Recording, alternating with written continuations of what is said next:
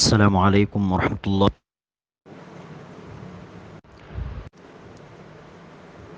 நம்முடைய அடுத்த கேள்வி, வஹ்தத்துல் வுஜூத் என்கிற கொள்கை என்றால் என்ன? இதற்கு முன்பு அல்லாஹ் சுப்ஹானஹு வ தஆலாவை குறித்து அல்லாஹ் சுப்ஹானஹு வ தஆலா இந்த அகிலத்தை படைத்து பரிபாலித்து இந்த அகிலத்தில் ஆட்சி அதிகாரம் செய்வதில் தனித்தவன், படைப்பதிலும் சரி பரிபாலிப்பதிலும் சரி அல்லாஹ்வுக்கு எவரும் இணை துணை கிடையாது. அந்த சக்தி எவருக்கும் கிடையாது. ஒரு ஈயை கூட என்ன செய்ய முடியாது. அல்லாஹ்வை தவிர யாரெல்லாம் வணங்கப்படுகிறார்களோ அனைவரும் ஒன்று சேர்ந்து விட்டாலும் ஒரு சின்ன படைப்பாகிய ஈயை கூட படைக்க முடியாது. எல்லோரும் பலவீனமானவர்கள். எனவே அல்லாஹ் தனித்தவன். எனவே அத்தகைய அல்லாஹ்வை, இந்த அகிலத்தை படைத்து பரிபாலிக்கக்கூடிய அல்லாஹ்வை மட்டுமே வணங்க வேண்டும். வணக்கத்திற்குரியவனும் அல்லாஹ் ஒருவனே. வேறு யாரும் வணக்கத்திற்கு தகுதியானவர்கள் கிடையாது. அந்த அருகதை அந்த மற்ற கடவுள்களுக்கு கிடையாது. மேலும் அல்லாஹ்வுக்கு உள்ள தன்மைகள், பண்புகள், இந்த அனைத்திலும் அல்லாஹ் சுப்ஹானஹு வ தஆலா தனித்தவன். அல்லாஹ்வுக்குள்ள எந்த ஒரு தன்மையிலும், ஒரு தன்மையில் கூட அல்லாஹ்வுக்கு நிகரானவர்கள் எவரும் கிடையாது. என்னதான் உயர்ந்த மலக்குமாராக இருந்தாலும் சரி, அல்லது பெரிய அந்தஸ்து வழங்கப்பட்ட நபி அல்லது ரசூலாக இருந்தாலும் சரி, அல்லாஹ் சுப்ஹானஹு வ தஆலாவுடைய பண்பு யாருக்கும் கிடையாது. மேலும் அல்லாஹ் சுப்ஹானஹு வ தஆலாவை, அல்லாஹ்வுடைய பண்புகளை நாம் இப்போது படிக்கிறோம். அல்லாஹ் இப்படிப்பட்டவன், அல்லாஹ் அப்படிப்பட்டவன், அல்லாஹ்வுடைய தன்மைகள் இது. அத்தகைய அல்லாஹ்வை நேராக பார்க்கக்கூடிய வாய்ப்பு நமக்கு கிடைக்குமா என்று கேட்டால், ஆம், நிச்சயமாக கிடைக்கும். இந்த உலகத்தில் யாராலும் பார்க்க முடியாது. ஆனால் மறுமை வாழ்க்கையில் சொர்க்கவாசிகளால் மட்டுமே அல்லாஹ்வை பார்க்க முடியும். அல்லாஹ்வை பார்ப்பது என்பது ஒரு மனிதனுக்கு, ஒரு மூமினுக்கு கிடைக்கக்கூடிய மிகப்பெரிய அருட்கொடை, மிகப்பெரிய நிஅமத் என்று பார்த்திருந்தோம். இப்போது அல்லாஹ் சுப்ஹானஹு வ தஆலா எங்கு இருக்கிறான் என்கிற விஷயத்தை நாம் கடைசியாக பார்த்திருந்தோம். அல்லாஹ் சுப்ஹானஹு வ தஆலா அர்ஷின் மீது, தன்னுடைய அர்ஷ் என்கிற சிம்பாசனத்தின் மீது அல்லாஹ் சுப்ஹானஹு வ தஆலா உயர்ந்திருக்கிறான், நிலை பெற்றிருக்கிறான் என்பதுதான் குர்ஆனில் வெளிப்படையாக சொல்லப்பட்ட ஒரு கொள்கையாகும். ஆனால் இந்த கொள்கைக்கு அப்படியே நேர்மாறான ஒரு கொள்கை. சொல்லப்போனால் அல்லாஹ் எங்கு இருக்கிறான் என்கிற அந்த கொள்கையை மட்டுமே தகர்க்கக்கூடிய கொள்கை அல்ல. மாறாக ஒட்டுமொத்த தௌஹீதையே, ஏகத்துவ ஓரிரை கொள்கையை, சொல்லப்போனால் ஒட்டுமொத்த இஸ்லாத்தையே தகர்க்கக்கூடிய ஒரு கொள்கை தான் இப்போது நாம் பார்க்க போகின்ற கொள்கையாகும். அந்த கொள்கைக்கு என்ன பெயர்? வஹ்தத்துல் வுஜூத். வஹ்தத்துல் வுஜூத் என்று சொன்னால் என்ன?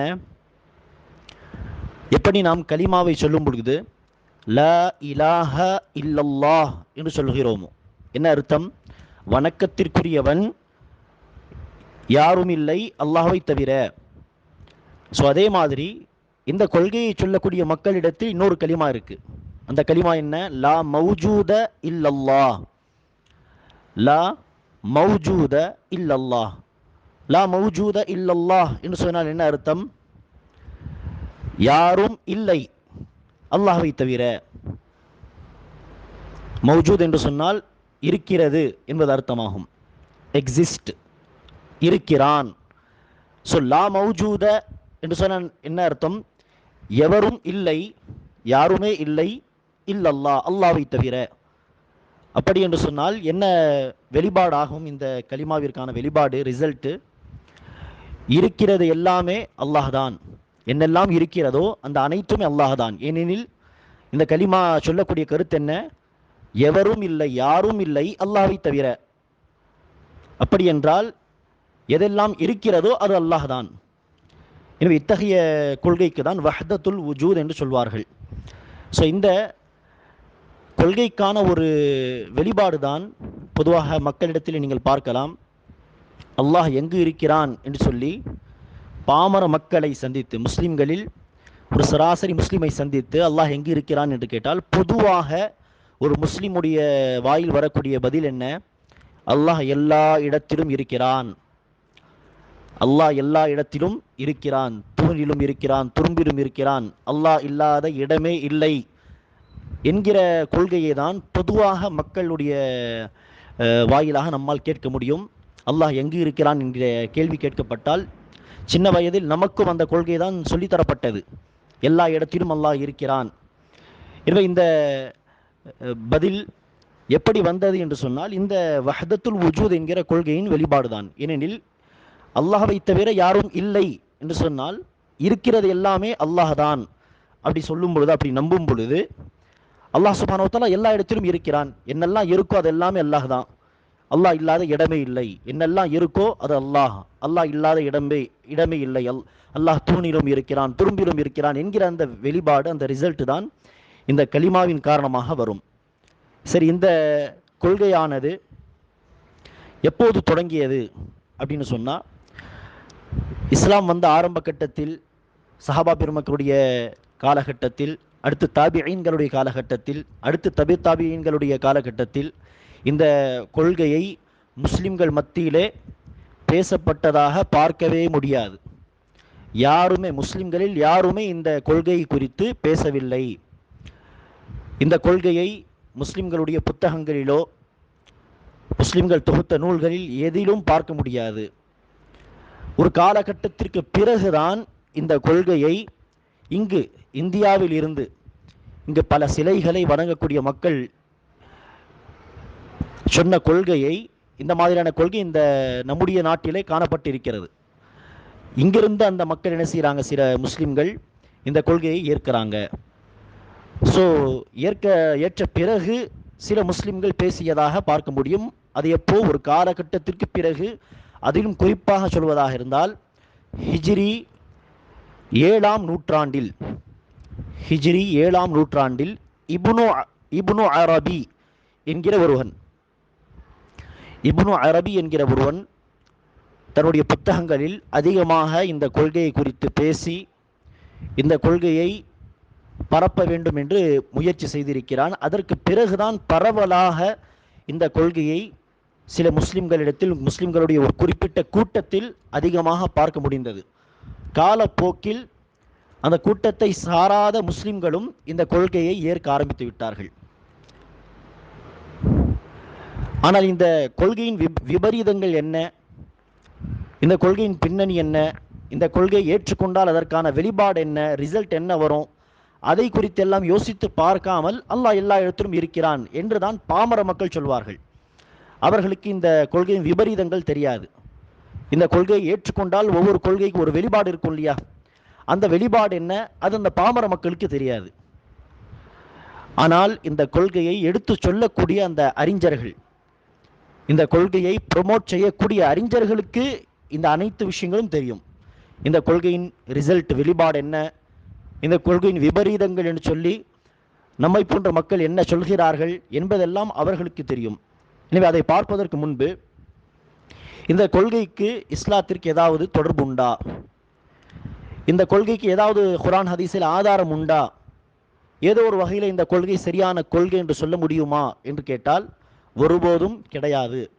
இஸ்லாத்திற்கும் இந்த கொள்கைக்கும் எந்த ஒரு தொடர்பும் கிடையாது. சொல்ல போனால் முன்னரே சொன்னது போல் இந்த கொள்கையானது ஒட்டுமொத்த இஸ்லாமை தகர்க்கக்கூடிய, தரைமட்டமாக்கக்கூடிய ஒரு கொள்கையாக இருக்கிறது.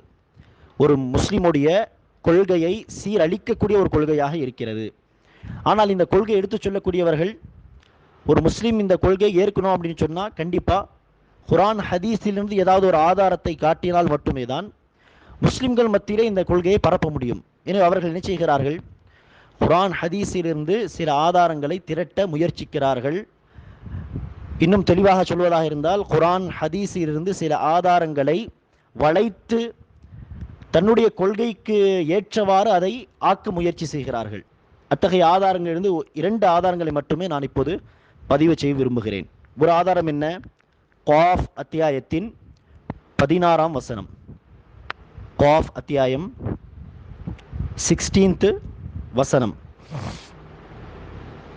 அந்த வசனத்தில் அல்லாஹ் சுப்ஹானஹு வ தஆலா கூறுகிறான், வனஹ்னு அக்ரபு இலைஹி மின் ஹப்லில் வரீத். நாங்கள் ஒரு மனிதனுடைய உயிர் நாடியை விட அவனிடத்தில் நாம் நெருங்கி இருக்கிறோம் அப்படின்ட்டு அல்லாஹ் சொல்றான். எனவே இந்த வசனத்தின் அடிப்படையில் இதோ பாருங்கள், அல்லாஹ்வே சொல்கிறான், ஒவ்வொரு மனிதனுடைய உயிர் நாடியை விட அல்லாஹ் மனிதனிடத்தில் நெருங்கி இருக்கிறான். எனவே அல்லாஹ் நம்மோடு இருக்கிறான், எல்லா இடங்களிலும் இருக்கிறான் என்று இந்த வசனத்தை கொண்டு அவர்கள் இப்படி சொல்ல விரும்புகிறார்கள். இன்னொரு வசனம் முஜாதலா அத்தியாயம் முஜாதலா 7வது வசனம். அந்த வசனத்தில் அல்லாஹ் சொல்கிறான்,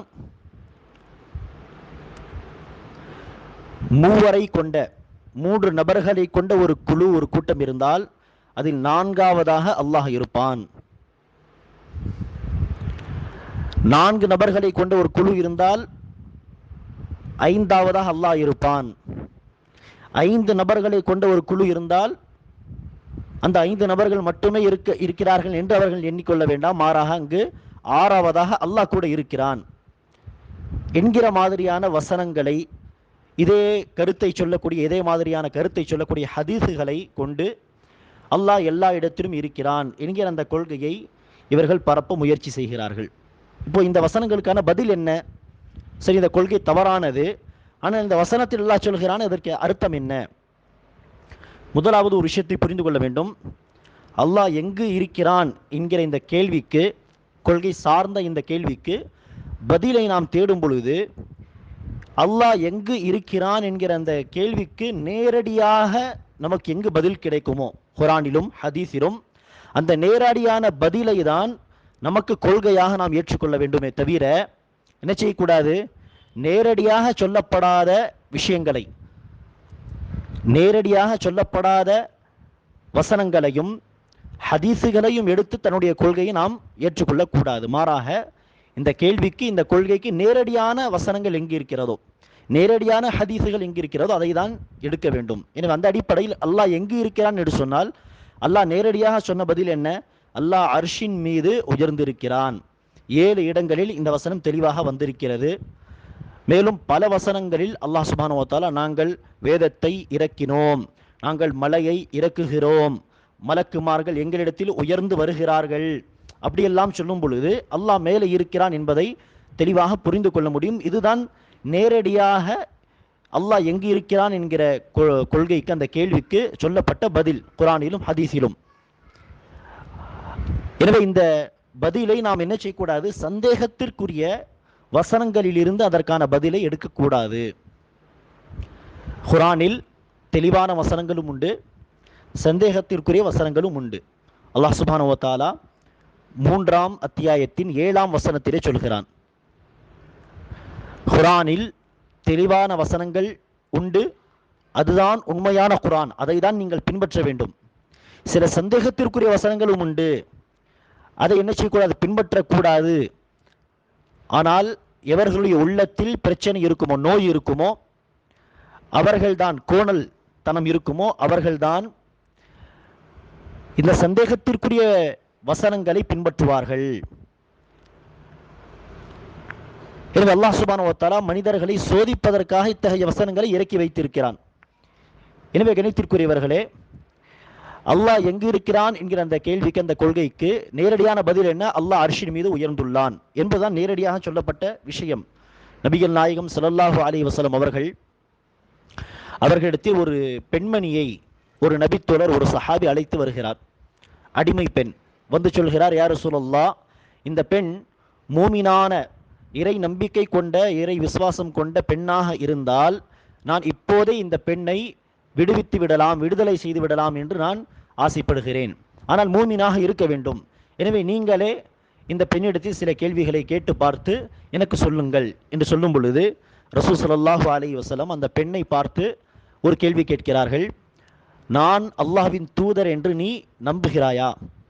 அந்த பெண், ஆம், நீங்கள் அல்லாஹ்வின் தூதர் என்று நான் சாட்சி சொல்கிறேன் என்று சொல்கிறாள். அடுத்து ரசூல் அவர்கள் அந்த பெண்ணை பார்த்து கேட்கிறார்கள், அல்லாஹ் எங்கு இருக்கிறான்? அதற்கு அந்த பெண் தன்னுடைய கையை தூக்கி விரலை சுட்டி காண்பித்து வானத்தை நோக்கி, அல்லாஹ் 7 வானங்களுக்கு மேல் உயர்ந்திருக்கிறான் என்று சொல்லும் பொழுது, அந்த நபித்தோழரை பார்த்து ரசூல் அவர்கள் சொல்கிறார்கள், இந்த பெண் மூமினான ஒரு பெண். எனவே நேரடியாக அல்லாஹ் எங்கு இருக்கிறான் என்கிற தெளிவான கேள்வி, அதற்கான தெளிவான பதில், அல்லாஹ் வானங்களுக்கு மேல் உயர்ந்திருக்கிறான் எனவே அல்லாஹ் எல்லா இடத்திலும் இருக்கிறான் என்கிற கொள்கைதான் சரியான கொள்கையாக இருந்திருந்தால் அந்த பெண்மணியின் பதிலை ரசூல் அவர்கள் தவறு என்று சொல்லியிருக்க வேண்டும். அல்லாஹ் எல்லா இடத்திலும் இருக்கிறான் என்று சொல்லுங்கள் என்று ரசூல் அவர்கள் சொல்லியிருக்க வேண்டும். எனவே குர்ஆனிலும் இத்தகைய ஹதீசுகளிலும் நமக்கு கொடுக்கப்பட்ட நேரடியான பதில் என்ன? அல்லாஹ் 7 வானங்களுக்கு மேல் அர்ஷின் மீதுதான் உயர்ந்துள்ளான். அங்கிருந்து தான் அல்லாஹ் சுப்ஹானஹு வ தஆலா ஒவ்வொரு நாளும் கீழே இறங்கி வருவான் தஹஜ்ஜுத் நேரத்திலே. அப்படிதான் புரிந்து கொள்ள வேண்டுமே தவிர இந்த சந்தேகத்திற்குரிய வசனங்களை கொண்டு இந்த கொள்கையை புரிந்து கொள்ளக்கூடாது.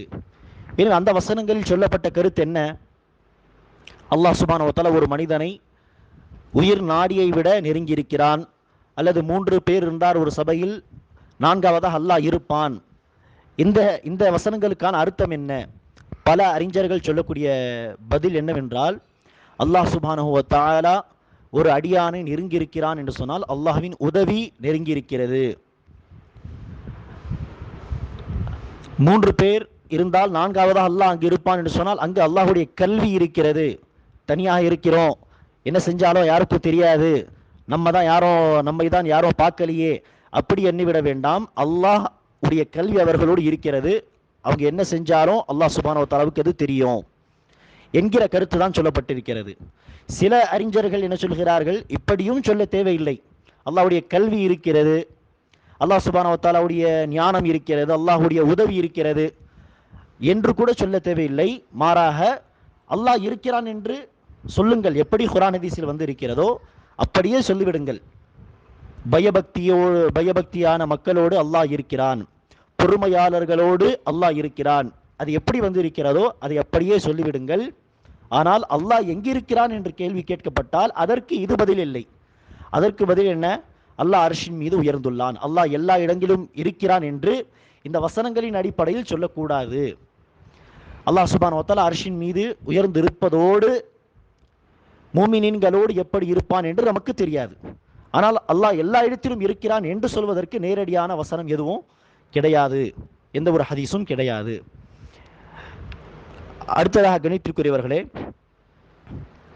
அல்லாஹ் எல்லா இடத்திலும் இருக்கிறான் என்கிற கொள்கை இஸ்லாமிய கொள்கையாக இருந்திருந்தால் இன்று எப்படி இந்த கொள்கையை எடுத்து சொல்லக்கூடிய மக்கள் அதிகமாக இந்த கொள்கையை குறித்து பேசுகிறார்களோ, அல்ல இந்த கொள்கைக்கு எதிராக யாரெல்லாம் அல்லாஹ் அர்ஷின் மீது உயர்ந்துள்ளான் என்று சொல்கிறார்களோ அவர்களுக்கு மறுப்பு தெரிவிக்கிறார்களோ தன்னுடைய நூல்களிலே, தன்னுடைய உரைகளிலே, அப்படி இந்த கொள்கை இஸ்லாமிய கொள்கையாக இருந்திருந்தால் நபிகள் நாயகம் ஸல்லல்லாஹு அலைஹி வஸல்லம் அவர்களும் அடிக்கடி இந்த கொள்கையை குறித்து பேசியிருக்க வேண்டுமா இல்லையா? இஸ்லாமிய கொள்கையை, ஏகத்துவத்தை அவ்வப்போது எடுத்து சொன்ன நபிகள் நாயகம் ஸல்லல்லாஹு அலைஹி வஸல்லம் அவர்கள் அந்த இஸ்லாமிய கொள்கையை மக்களுக்கு போதிப்பதற்காகவே தன்னுடைய வாழ்க்கையே அர்ப்பணித்த நபிகள் நாயகம் ஸல்லல்லாஹு அலைஹி வஸல்லம் அவர்கள், அதிலும் குறிப்பாக மக்காவின் 13 வருடங்கள், ஒட்டுமொத்த 13 வருடங்களை கொள்கைக்காகவே ஒதுக்கி வைத்த நபிகள் நாயகம் ஸல்லல்லாஹு அலைஹி வஸல்லம் அவர்கள் இந்த கொள்கையையும் மக்களுக்கு எடுத்து சொல்லியிருக்க வேண்டுமா இல்லையா? இந்த கொள்கையை குறித்தும் ரசூல் ஸல்லல்லாஹு அலைஹி வஸல்லம் அவர்கள் தெளிவான ஹதீஸுகள் சொல்லியிருக்க வேண்டுமா இல்லையா? ஆனால் அத்தகைய ஒரு ஹதீஸை கூட நம்மால் பார்க்க முடியாது என்று சொன்னால் என்ன அர்த்தம்? இது இஸ்லாத்திற்கும் இந்த கொள்கைக்கும் எந்த ஒரு தொடர்பும் கிடையாது. இஸ்லாமிய கொள்கையாக இருந்தால் தெளிவாக இந்த மக்கள் எப்படி தெளிவாக சொல்லுகிறார்களோ, இப்போது நாம் பார்த்த ஒரு சில வசனங்கள் தெளிவான வசனங்கள் இல்லை. இந்த கொள்கையானது அடிப்படை கொள்கையாக இருந்தால் எப்படி ஏகத்துவத்தை, தௌஹீதை குறித்து தெளிவான வசனங்களும் ஹதீஸுகளும் சொல்லப்பட்டு இருக்கிறதோ அத்தகைய தெளிவான ஆதாரங்கள் நமக்கு கிடைத்திருக்க வேண்டும். ஆனால் ரசூல் ஸல்லல்லாஹு அலைஹி வஸல்லம் அவர்களும் இத்தகைய கொள்கையை மக்களுக்கு சொல்லவில்லை. நேர்வழி பெற்ற சஹாபா பெருமக்களும் இதை குறித்து ஒரு நாளும் பேசியது கிடையாது. அப்படி இருக்க இந்த கொள்கை இஸ்லாமிய கொள்கை என்று எவ்வாறு சொல்ல முடியும்? சொல்லப்போனால் இந்த கொள்கைக்கு அப்படியே நேர்மாறாக இருக்கக்கூடிய, நேரான கொள்கையாக இருக்கக்கூடிய அல்லாஹ் அர்ஷின் மீது உயர்ந்துள்ளான் என்பதுதான் தெளிவாக சொல்லப்பட்டிருக்கிறது. இது கிடைத்திற்குரியவர்களே, இதோடு சேர்த்து நபிகள் நாயகம் ஸல்லல்லாஹு அலைஹி வஸல்லம் அவர்கள் இதை பற்றி பேசவில்லை, தெளிவான ஆதாரங்கள் இந்த கொள்கைக்கு நேர்மாறாக இருக்கிறது என்கிற காரணங்கள் போக இன்னொரு முக்கியமான காரணத்தையும் சேர்த்து கொள்ள வேண்டும் இந்த கொள்கை தவறான கொள்கை என்று சொல்வதற்கு. அந்த காரணம் என்ன? இந்த கொள்கை சரி என்று நம்பிவிட்டால் பல இஸ்லாமிய கொள்கையை சொல்லப்போனால் ஒட்டுமொத்த இஸ்லாத்தையே அழிக்கக்கூடிய தகர்க்கக்கூடிய கொள்கையாக இது அமைந்திருக்கிறது. அப்படி இருக்க இந்த கொள்கை எப்படி ஒரு முஸ்லீம் நம்ப முடியும்? இஸ்லாத்தையே இந்த கொள்கை அழித்து விடும் என்று சொல்லும் பொழுது அதற்கான ரிசல்ட் அதுதான். அடுத்து இன்ஷால்லா பார்ப்போம். ஸோ அப்படி இருக்க இந்த கொள்கை சரியான கொள்கை என்று எவ்வாறு சொல்ல முடியும்? எப்படி இந்த கொள்கையின் பக்கம் மக்களை அழைக்க முடியும்? இந்த கொள்கையின் விபரீதங்களை முன்வைத்து இப்னு தைமியா ரஹிமஹுல்லா சொல்கிறார், இந்த கொள்கையானது வஹ்தத்துல் வுஜூத், அல்லாஹ் எல்லா இடத்தும் இருக்கிறான், இருக்கிறது எல்லாமே அல்லாஹ் தான் என்கிற இந்த வஹ்தத்துல் வுஜூத் என்கிற கொள்கை யூதர்களின் கொள்கையை விட மோசமானது, கிறிஸ்தவர்களின் கொள்கையை விட மோசமானது. இது பல கடவுள்கள் என்று சொல்லி பல சிலைகளை வணங்கி வழிபடக்கூடிய ஹனாதிகா, அதாவது ஹிந்துஸ், இந்தியாவில் இருக்கக்கூடிய ஹனாதிகாவின் கொள்கையை விட மோசமானது என்று இப்னு தைமியா சொல்கிறார். எதற்காக இப்படி சொல்றாங்க அப்படின்னு சொன்னா, யூதர்களுடைய கொள்கையில காணப்படக்கூடிய மிகப்பெரிய வழிகேடு என்ன? உசைர் என்கிற நபியை அல்லாவின் பிள்ளை அப்படின்னு சொன்னாங்க. ஸோ அல்லாஹுக்கு உசைரை இணையாக துணையாக ஆக்கினார்கள். ஒருவரை அல்லாஹுக்கு இணையாக்கினார்கள். அதை தாண்டி கிறிஸ்தவர்கள் செய்த தவறு என்ன? இருவரை, மரியமையும் ஈசா அலி சலாத்தையும் இருவரை அல்லாஹுக்கு இணையாக ஆக்கினார்கள். யூதர்களை விட ஒரு ஸ்டெப்பு முன்னாடி. கிறிஸ்தவர்களை விட தாண்டி சிலைகளை வணங்கக்கூடியவர்கள் என்ன செய்கிறார்கள்? அல்லாஹுக்கு லட்சக்கணக்கான அல்லது கோடிக்கணக்கான சிலைகளை, கோடிக்கணக்கான படைப்பினங்களை அல்லாஹுக்கு இணையாக்குகிறார்கள். ஆனால் இந்த வஹ்தத்துல் வுஜூத் என்கிற கொள்கையை ஒருவர் நம்புவாரே ஆனால் அதோடைய வெளிப்பாடாக என்ன ஆகும்? பல கோடிக்கணக்கான சிலைகளை கடவுள்களாக நம்பக்கூடிய இந்த ஹனாதிகாவின் கொள்கையை விட மோசமான ஒரு கொள்கையில் இந்த முஸ்லிம்கள் தள்ளப்படுவார்கள். அல்லாஹ் இல்லாத இடமே இல்லை, இருக்கிறது எல்லாமே அல்லாஹ் தான் இப்படி என்று சொல்லும் பொழுது அல்லாஹ்வுக்கும் படைப்பினங்களுக்கும் மத்தியில் இருக்கக்கூடிய அந்த டிஃப்ரென்ஸ், வேறுபாடே முடிந்துவிடும். அல்லாஹுக்கும் ஹாலிஹுக்கும் படைப்பினங்கள் மஹ்லூக்குக்கும் வேறுபாடே இல்லை, எல்லாமே ஒன்று தான். ஹாலிக்கும் அல்லாஹ் தான், மஹ்லூக்கும் அல்லாஹ் தான். ஏன்னா இருக்கிறது எல்லாமே அல்லாஹ் தான் சொல்லும் பொழுது படைத்த அல்லாஹும் அல்லாஹ் தான், படைக்கப்பட்ட மனிதர்களும் அல்லாஹ் தான், படைக்கப்பட்ட விலங்குகளும் அல்லாஹ் தான் என்கிற வெளிப்பாடு தான் வரும். அப்படி இருக்க எல்லாமே அல்லாஹ் தான், படைப்பினங்களும் அல்லாஹ் தான் என்கிற கருத்து வந்துட்டா இதை விட மோசமான கொள்கை ஏதாவது இருக்க முடியுமா? எனவே தான் இப்னு தைமியா இருக்கிறதிலேயே மிக மோசமான கொள்கை இந்த உலகத்தில் இந்த வஹ்தத்துல் வுஜூத் என்கிற கொள்கை தான். துரதிர்ஷ்டவசமாக இந்த கொள்கையை எடுத்து சொல்லக்கூடியவங்களும் முஸ்லீமாக இருக்கிறாங்க. எனவே இந்த கொள்கையின் மிக மோசமான வெளிப்பாடுகள் அப்படின்ட்டு 3 குறிப்புகளாக நீங்கள் எழுதி வைக்கலாம். இந்த கொள்கையின் ரிசல்ட் என்ன? அல்லாஹ் எல்லா இடத்திலும் இருக்கிறான் என்று சொன்னால் அதற்கான விபரீதங்கள் என்ன? அதில் 1, அல்லாஹ் சுப்ஹானஹு வ தஆலா எல்லா இடத்திலும் இருக்கிறான், தூணிலும் இருக்கிறான், துரும்பிலும் இருக்கிறான் அப்படின்ட்டு சாதாரணமாக ஒரு சராசரி முஸ்லிம் சொல்லிவிட்டு போய்விடுவார்கள். ஆனால் அல்லாஹ் எல்லா இடத்திலும் இருக்கிறான், நீ இல்லாத இடமே இல்லை அப்படின்ட்டு சொன்னா சாக்கடையும் அதில் வருமா இல்லையா? குப்பத்தொட்டியும் அதில் வருமா இல்லையா? விபச்சார விடுதிகள் அதில் வருமா இல்லையா? பாத்ரூம் கழிவறைகள் அதில் வருமா இல்லையா?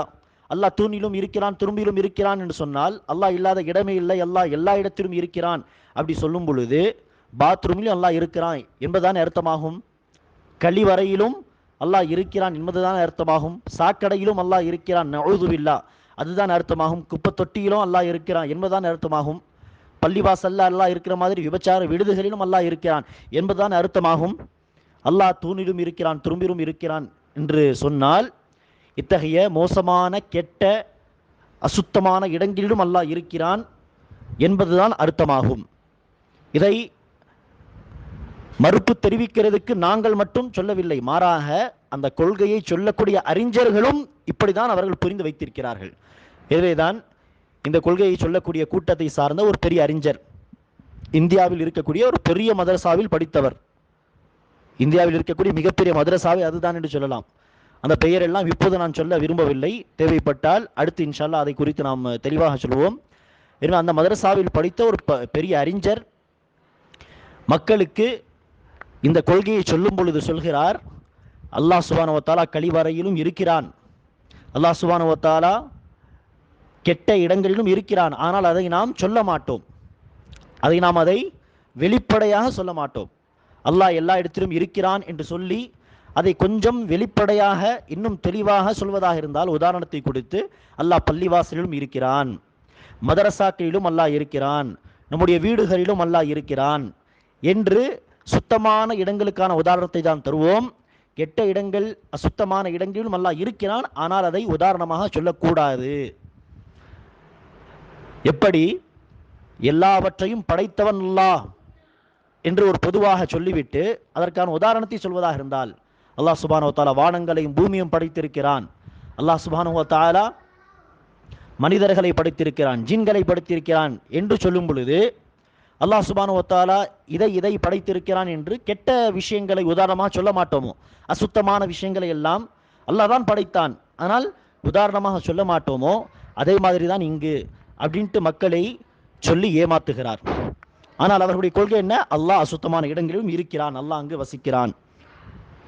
எனவேதான் இந்த கொள்கையின் காரணமாக இந்த கொள்கையை எடுத்து சொன்ன மக்களில் ஒருவர் ஹின்சீர், பன்றி இறந்ததாக பார்த்தபோது என்னுடைய கடவுள் இறந்து விட்டது என்று பன்றியை பார்த்து சொல்கிறார். ஒரு பன்னியை பார்த்து என் கடவுள் இறந்து விட்டது என்று. ஏன்? அல்லாஹ் எல்லா இடத்திலும் இருக்கிறான் என்று சொன்னால் எனக்குள் அல்லாஹ் இருக்கிறான் என்பது அர்த்தமாகும், உங்களுக்குள் அல்லாஹ் இருக்கிறான் என்பது அர்த்தமாகும், அந்த பன்றி என்கிற அந்த மோசமான விலங்குக்குள்ளும் அல்லாஹ் இருக்கிறான் என்பது அர்த்தமாகும். எனவேதான் பன்றி இறந்தபோது என் கடவுள் இறந்து விட்டது என்று அவர் சொல்வதை பார்க்கிறோம். இரண்டாவது ஒரு மோசமான வெளிப்பாடு என்ன? முதல் வெளிப்பாடு என்னது? அல்லாஹ் எல்லா இடத்திலும் இருக்கிறான் என்று சொல்லும் பொழுது மோசமான, கெட்ட, அசுத்தமான இடங்களிலும் அல்லாஹ் இருக்கிறான். இந்த கருத்தை ஒரு முஸ்லீம் சொல்ல முடியுமா? ஒருபோதும் சொல்ல முடியாது. இரண்டாவது மோசமான ஒரு வெளிப்பாடு என்ன? அல்லாஹ் எல்லா இடத்திலும் இருக்கிறான் என்று சொல்லும் பொழுது ஒவ்வொரு பொருளுக்குள் அல்லாஹ் இருக்கிறான் என்பது அர்த்தமாகும். அப்படி இருக்க இணை வைப்பு, ஷிர்க் என்கிற ஒரு பாவம் உலகத்தில் நடக்கிறதா என்பது மிகப்பெரிய ஒரு கேள்விக்குறியா மாறிடும். எந்த மோசமான கொள்கையை, ஷிர்க், இணை வைப்பு என்கிற கொள்கையை அழிப்பதற்காகவே எல்லா தூதர்மார்களும் இந்த உலகத்திற்கு அனுப்பப்பட்டார்களோ, அவர்களை பின்பற்றி வாழ்ந்த முஸ்லிம்களும் இந்த கொள்கையை மக்களுக்கு எடுத்து சொல்வதற்காக தன்னுடைய வாழ்க்கையே அர்ப்பணித்தார்களோ, எந்த கொள்கையை எடுத்து சொல்லும் பொழுது காஃபிர்களின் சார்பாக வரக்கூடிய துன்பங்களை, துயரங்களை எல்லாம் முஸ்லிம்கள் சகித்து கொண்டார்களோ, போராடினார்களோ, அந்த ஷிர்க், அந்த இணை வைப்பே இல்லாமல் போய்விடும்.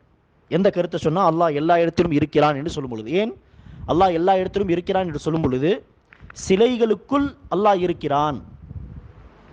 யாரையெல்லாம் மக்கள் வணங்கி வருகிறார்களோ, மரத்தை வணங்கினாலும் சரி, ஒரு விலங்கை வணங்கினாலும் சரி, சிலைகளை வணங்கி வந்தாலும் சரி, அந்த மரத்துக்குள்ளும் அல்லாஹ் தான் இருக்கான். ஸோ மரத்தை வணங்கினாலும் இன்டைரக்ட்லி சுற்றி வளைத்து அல்லாஹ்வை தான் வணங்குறாங்க. முஸ்லீம்களாகிய நாங்கள் டைரெக்டாக வணங்குகிறோம். மற்ற மதத்தினர்கள் ஏதோ ஒரு வகையில் இன்டைரக்ட்லி அல்லாஹ்வை தான் வணங்குறாங்க. ஏனென்றால் அந்த மரத்துக்குள்ளும் அல்லாஹ் தான் இருக்கான், அந்த சிலைகளுக்குள்ளும் அல்லாஹ் தான் இருக்கான். எனவே ஷிர்கே இல்லாமல் போய்விடும். ஷிர்கே இல்லாமல் போய்விட்டால் இஸ்லாத்தின் அடிப்படையை சொல்லப்போனால் ஒட்டுமொத்த இஸ்லாமே தகர்க்கப்பட்டதா இல்லையா? நிச்சயமாக தகர்க்கப்பட்டது இந்த கொள்கையின் காரணமாக. எனவே தான் இந்த கொள்கை எடுத்து சொல்லக்கூடிய அதே பெரிய மதரசாவில் ஹதீஸ் பாடத்தை நடத்தக்கூடிய ஒரு ஷேகுல் ஹதீஸை பார்த்து நம்மை போன்ற ஒரு முஸ்லீம், நம்மை போன்ற ஒரு சராசரி முஸ்லீம் அந்த ஷேகுல் ஹதீஸை பார்த்து கேட்கிறார், அல்லாஹ் எல்லா இடத்திலும் இருக்கிறான் என்று நீங்கள் சொல்கிறீர்களே, சிலைகளிலும் அல்லாஹ் இருக்கிறானா என்று தெளிவாக இப்படியே கேட்டபோது அந்த ஷேகுல் ஹதீஸ் பதில் சொல்கிறார், ஆம், சிலைகளிலும் அல்லாஹ் இருக்கிறான், இந்த இடத்தை விட்டு நீங்கள் கிளம்புங்கள் என்று துரத்தி விடுகிறார்கள். அந்த மக்களின் சபையிலிருந்து இந்த முஸ்லிமை அவர்கள் துரத்தி விடுகிறார்கள்.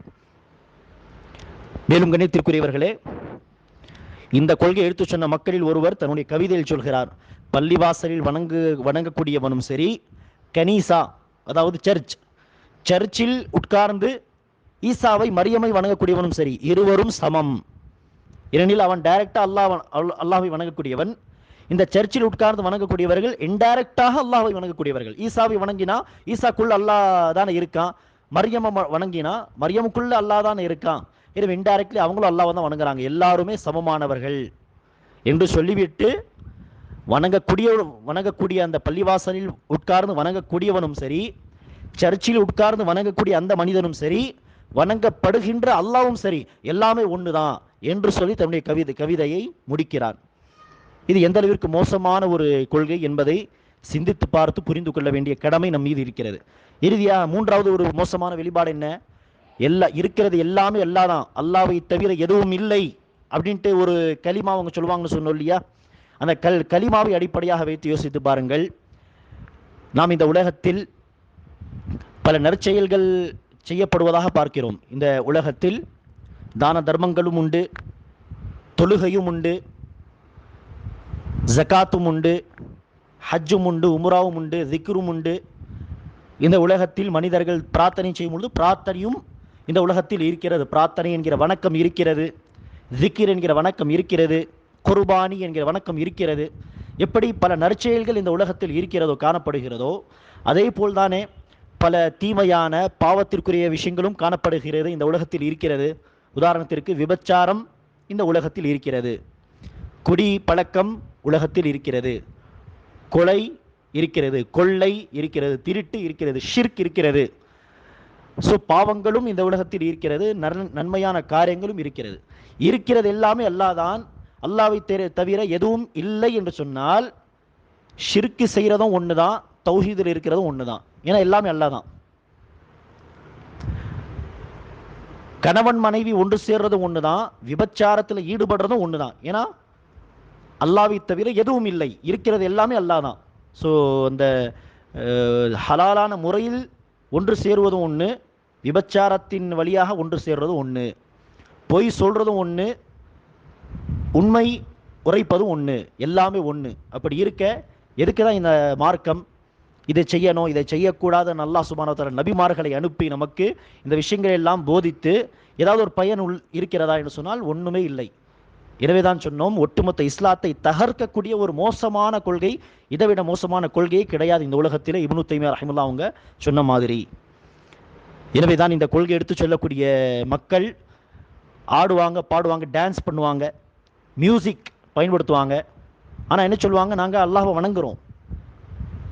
எனவே தொழுகையும் ஒன்று தான், அந்த மியூசிக்கை வச்சு டான்ஸ் பண்ணுறது ஒன்று தான். இரண்டுமே இபாதத்து தான். தொழுதை அல்லாஹ்வை எப்படி நாங்கள் வணங்குறோமோ அவங்க என்ன செய்கிறாங்க? டான்ஸ் செஞ்சு ஆடி பாடி என்ன செய்கிறாங்க? அல்லாஹ் வணங்குறாங்க. ஏன்? ஏன்னா இருக்கிறது எல்லாமே ஒன்று, தொழுகையும் ஒன்று, டான்ஸ் பண்ணுறது ஒன்று, என்ன செஞ்சாலும் இபாதத்து தான் என்கிற அந்த கான்செப்டின் காரணமாக, அந்த கோட்பாடின் காரணமாக தான் இத்தகைய விஷயங்கள் எல்லாம் அவர்கள் செய்து அதை இபாதத் என்று சொல்வதை பார்க்கிறோம். அந்த கொள்கையை எடுத்து சொல்லக்கூடிய மக்கள் என்ன சொல்வார்கள்? ஒரு ஷேக், உங்களுடைய ஷேக், உங்களுடைய ஆசிரியர், அவர் ஒரு தவறை செய்வதாக கண்டாலும் நீங்கள் தட்டி கேட்கக்கூடாது. என்ன ஷேக் இப்படி செய்கிறீங்க அப்படின்ட்டு நீங்கள் கேட்டுவிடக்கூடாது. ஏன்னு சொன்னால் அது உங்களுடைய பார்வையில் ஒரு தவறு, ஒரு தீமை. ஆனால் அது ஷேக்குக்காக அது என்ன இல்லை, தவறு, ஒரு பாவம் கிடையாது. எனவே உடனே ஒரு தவறு செய்வதாக நீங்கள் பார்த்து என்ன ஷேக் இப்படி தப்பு செய்கிறீங்க என்று கேட்டுவிடக்கூடாது. அவர்கள் இபாதத்தில் இருக்கிறார் என்று தெளிவாக அந்த மக்கள் சொல்கிறார்கள்.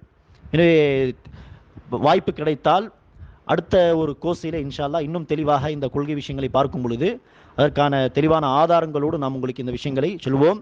எனவே இந்த கொள்கை எந்த அளவிற்கு பயங்கரமானது என்பதை புரிந்து கொண்டு, அல்லாஹ் எல்லா இடத்திலும் இருக்கிறான் என்று சாதாரணமாக சொல்லிவிட்டால் அதில் என்ன பிரச்சனை இருக்கிறது என்று யோசிக்க வேண்டாம். இந்த கொள்கைக்கு பின்னால் இத்தகைய விபரீதங்கள் இருக்கு. இது மோசமான ஒரு கொள்கை.